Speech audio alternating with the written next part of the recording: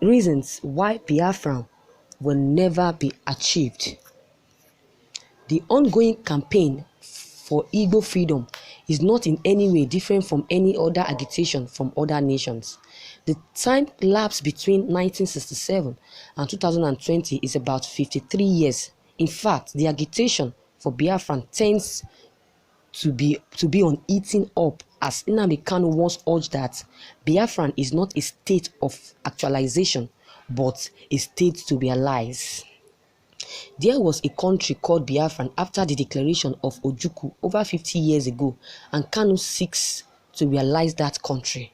Even though so many acclaimed men of God like T.B. Joshua, Fada Mbaka and more in a religious country called Nigeria have prophesied about the coming of Biafran this year, with one claiming he saw Biafran people celebrating their victory somewhere in Enugu with Biafran flag in their hands.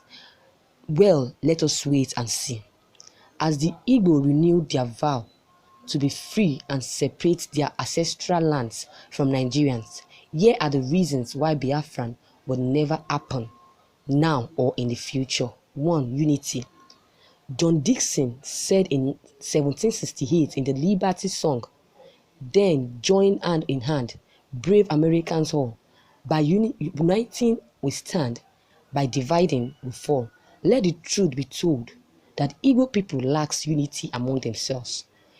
Our Nizi is at loggerhead with the political elite in the region, while indigenous people of Biafran movement for the actualization of the sovereign state of Biafran, MASAP, and the Biafran zonist movement are battling for superiority.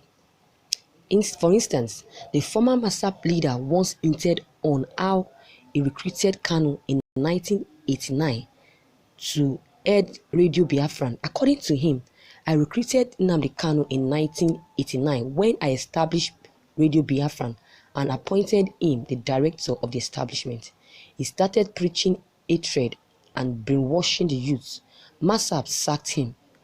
The third or more pressure groups campaigning the realization of the Biafran Republic as of the time have traded words over which is truly fighting the cause. Some will urge saying that the more the merrier. However, in the case of Biafran, the more groups that spring up by the day, the more changes that Biafran might never be actualized. Secondly, greediness.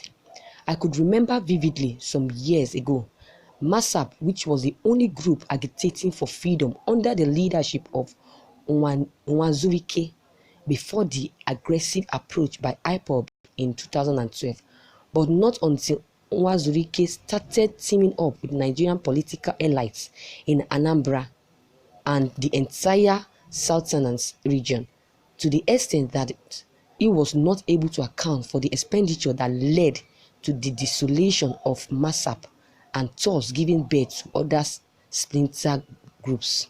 Thirdly, Igbos have no king compared to other tribes. There is a controversial adage which says that Igbo enweze, meaning that the Igbos have no king. The controversy thereof stems from two major schools of thought, while the first drawn an inference that the adage represents the core lifestyles of the Igbo as a people without central leadership. The other debates that the adage defies logic in the sense that a people cannot exist without a leader. Even I don't see him as a leader. Some will debate that the Biafrans have a leader in Nnamdi Kanu, who is currently in exile. Unlike the Yorubas and Hausas, Igbos have no real king or leader to champion the cause strategically as disunity and fear in the order of the day. 4. Fear of loss of properties. There is no doubt that Igbos are great and best entrepreneurs in Africa. They are successful in every business they do. In fact, you can never beat an Igbo man when it comes to business. The majority of the company owned by Lagos and some other southwest northern states are owned by some notable Igbo men and women, such as the computer village investments. 6. There is no actual oppression or marginalization of the Igbos. Before this arrest and his journey to the state of exile, Nnamdi Kanu on his radio Biafra would go on and on about how the Igbos are being politically marginalized and oppressed, and how they would strive in an independent Biafran. The reality check is a lot of the Igbo traders in Lagos who would disagree with this assertion. Politically, the current Minister of Labour is of Igbo ethnic extraction. The past Minister of State for Petroleum is Igbo.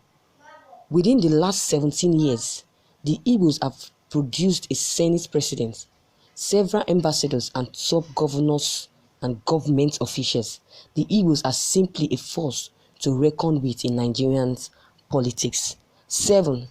Nigeria is winning the game of chess. The federal government have ensured that security operatives within the tenets of the law. The federal government has only issued stern warnings to persons or groups who are planning to stage protests in the country to do so peacefully. Many of IPOB and MASA members have been killed or jailed due to the civil unrest by them. As President Muhammadu Buhari has also condemned several attacks by the Biafran separatists, noting that Nigerians have remained united since independence. He stressed that people's resolve to remain united is ever strong. 8. Much haste, less speed. It is thought by some experts who believe that the agitation for Biafran is ill-timed, especially not in these times when the nation have just had a very peaceful transition of the government in May 2015 and another term in 2019, last year, which has become a high point of dialogue in the international circle. Certain moves made by the separatists have been deemed desperate and highly detrimental. Moves such as that by IPOB's leader Nnamdi Kanu seeking to acquire weapons to fight Nigerians, sponsored of fake news, harassing and beating up Nigerian politicians, Southwest leaders abroad and more. It makes the Biafran cause look no different from the insurgent Boko Haram sects, hence giving Biafrans a tag as terrorists. No sense-thinking person wants to be identified with terror. The acidity that has characterized some protests by the Biafran agitators also does not go to the long way in helping the cause, as many of the Igbo elites have detached themselves from the agitations and the hospitalities thereof. 9. They have no international support. Let's forget fake news being sponsored by Nnamdi Kanu and its team. At present, on the continent, no African country will be bold enough to meddle in Nigeria's internal politics. France and the UK have already declared they won't be supporting the actualization of Biafran. The Americans are traditionally allies and supporters of one Nigerian. This leaves them with only Russia and China as possible supporters, not unlikely but not enough. 10. Biafran will be the same old wine in a new bottle. Over 521 languages are spoken in present-day Nigeria by about 300 ethnic groups. Biafran is created with still be and diverse as Nigerians, with the same corrupt politicians and similar social problems. What will be worse is a lot of ethnic groups won't want to be minorities to the Igbos. Agree or disagree? This is the ugly truth. Thank you viewers for listening to this news. The above reasons constitute why Biafran will never happen. With all this consideration, all this that has been considered, it cannot be overemphasized to say that there will be no, or there will not be another, or never be Biafran like in 1967. So viewers, what is your comment on this news I just heard concerning the reasons why Biafran will never be actualized or achieved?